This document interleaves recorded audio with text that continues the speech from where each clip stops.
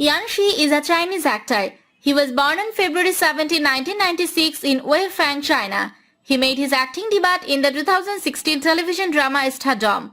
Yan Shi's good looks are probably one of the first things that people notice about him, and his acting career isn't the only place where they are being put to good use. In 2021, he appeared in 1 vs 100 Dream Boys. His acting skills are par excellence and definitely worth praising. In 2020, he appeared in Dear Herbal Lord.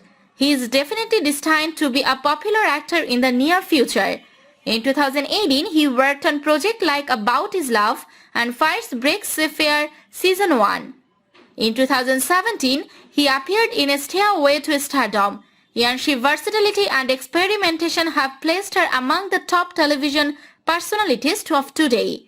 In 2021, he worked on TV show Youth Dorm Relay. In the same year, he also played Youth Party, Youth Food Diary, and Youth With You Season 3. He has attained quite much in his still early career and seems to be hungry for more and more.